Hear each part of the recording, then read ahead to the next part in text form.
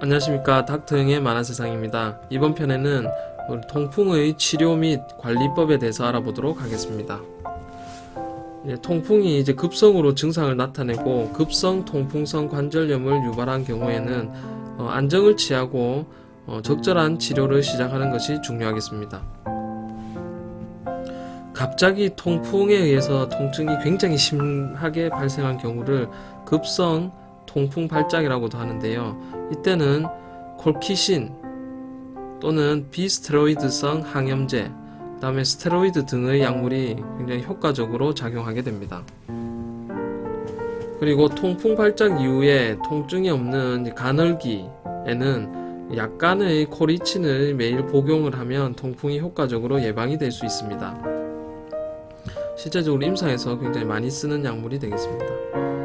그리고 만성 결절성 통풍, 통풍을 앓고 나서 그 부위에 요산염이 침착돼서 이렇게 변형이 되거나 모양이 이렇게 나빠지게 되는 경우는 항고요산 혈증 약물을 이용해서 고요산 혈증을 조절하게 되면 요산 침착을 예방하게 됩니다. 그리고 그 혈청의 요산 농도를 정상화시킬 수 있게 되겠습니다. 앞서 편에서도 말씀드렸듯이 요산은 우리 퓨린이라는 물질이 많이 들어간 음식을 먹었을 때 그 대사 과정에서 나오는 물질이 되겠고, 이 물질들이 정상적으로 배출이 안 되거나 또는 몸속에 정상 이상으로 농도가 높아진 경우에 말씀드린 대로 고요산 혈증이 발생하게 되고 그것이 통풍의 원인이 되게 됩니다. 그래서 우리 항고요산 혈증 약물을 복용을 잘 하게 되면은 우리 통풍을 예방할 수가 있게 되겠습니다. 항고요산 혈증 약물로는 알로퓨리놀, 프로베네시드 등 요산 배설 촉진제 등이 많이 사용되게 됩니다. 통풍의 관리에는 우리 비만, 고지혈증, 알코올 중독, 고혈압 등과 관련된 우리 생활 습관을 개선하는 것이 대단히 중요하게 되겠습니다. 또한 고요산 혈증을 관리를 위해서 식사요법, 음주 제한, 운동요법 등을 동시에 같이 시행해 주시는 것이 중요합니다. 통풍의 원인이 되는 요산과 관련된 우리 퓨린을 많이 함유하고 있는 음식은 되도록 피하도록 하는 것이 중요하겠습니다. 우리가 피해야 하는 음식으로는 우리 돼지, 고기 등의 육류 또는 등푸른 생선, 각각류, 맥주, 과일 주스 등이 있습니다. 보면 우리 돼지 육류면 우리 음식의 거의 대부분을 차지하는 어떤 부분이 되는데, 환자들이 와서 이렇게 얘기를 합니다. 그러면 통풍 때 이런 음식을 조절해야 된다면 도대체 먹을 게 없습니다. 그래서 100% 다 지킬 수가 없습니다.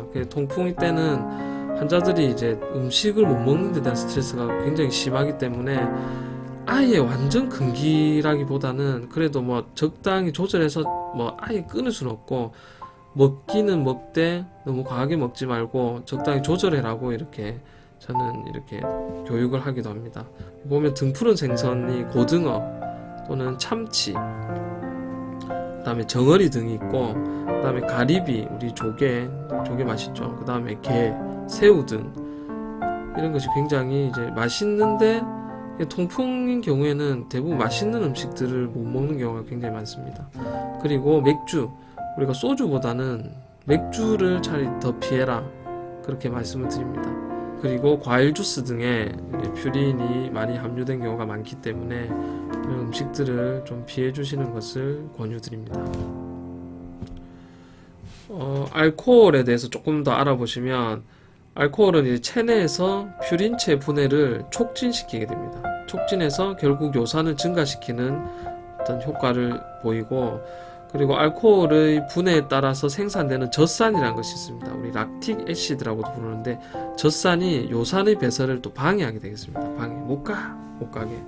그리고 특히 말씀드린 대로 맥주는 알코올뿐만 아니라 퓨린체도 많이 들어있어서 요산을 쉽게 증가시키기 때문에 우리 맥주를 조금 더 주의해서 피해라고 말씀을 드립니다. 또한 내장에 있는 지방의 축적은 우리 요산 생성 과잉을 통해서 요산 수치를 상승시킵니다. 쫙 올립니다.